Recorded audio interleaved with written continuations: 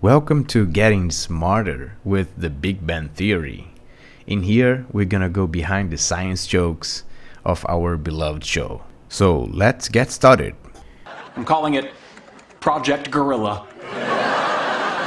Did people learn at different rates? Unlike objects falling in a vacuum, which... Yes, people learn in different rates, but as Sheldon said, objects falling in a vacuum, they will always fall at the same rate. That means mg equals ma, we can cancel the m, that stands for mass, and we get g equals a, which is the gravity is equals acceleration. So every object will always fall at the same speed. We got here today was because of a gentleman named Galileo a long time ago who made a rather significant discovery about falling objects in gravity fields. And we thought that where would be a better place to confirm his findings than on the moon.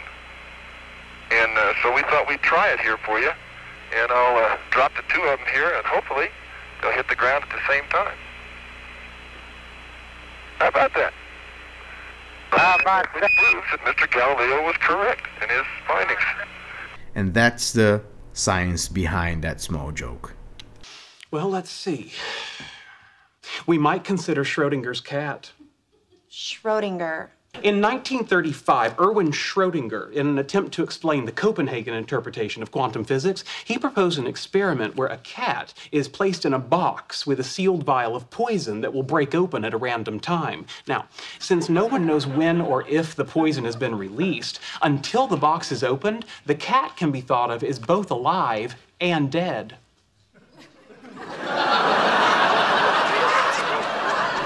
Okay, in here, what Sheldon is trying to tell Penny using the Schrodinger's cat, it's pretty obvious in the show, but what exactly is the Schrodinger's cat? I'm sure I can even say this name correctly, but you get the point.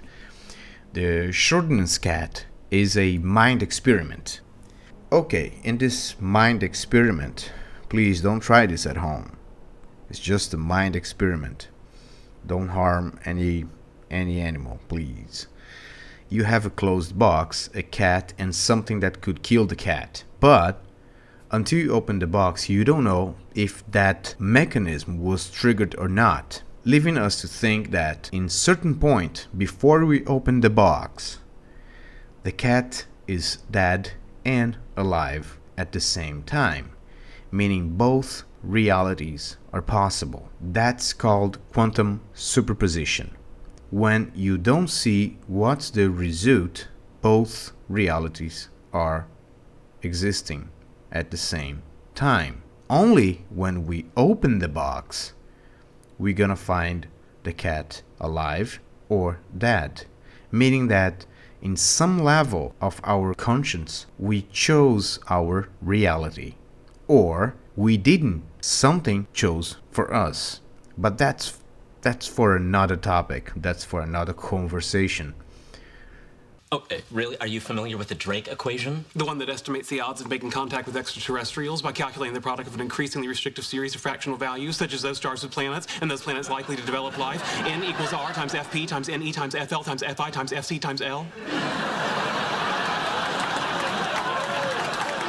Yeah, that one. Exactly that, Sheldon. But let's go a little bit slower, shall we? The Drake equation was written back in 1961 by Frank Drake, and it's there to estimate the amount of planets that can sustain life, but not only sustain life, also to estimate planets that can have beings able to communicate through radio. So let's go to the equation that Sheldon said very fast, but it's actually quite simple. It's like that. N equals R times FP times NE times FL times Fi times FC times L. Okay, so what those letters mean? N is the number of civilizations in our galaxy that are able to use radio to communicate with us.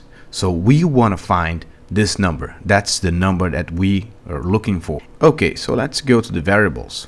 R is the average rate of star formation in our galaxy. Fp is the fraction of those stars that have planets. And E is the number of planets that can potentially support life. Fl is a fraction of planets that could support life that actually develop life at some point. Not all planets that could develop life would develop life. Fi is a fraction of planets that actually have civilizations. Fc is the fraction of civilizations that develop a technology that's comparable to radio and that can be broadcast into space. And finally, L is the length of time for which such civilizations release detectable signals into space, meaning how much time do they need to create a radio technology and then start broadcasting.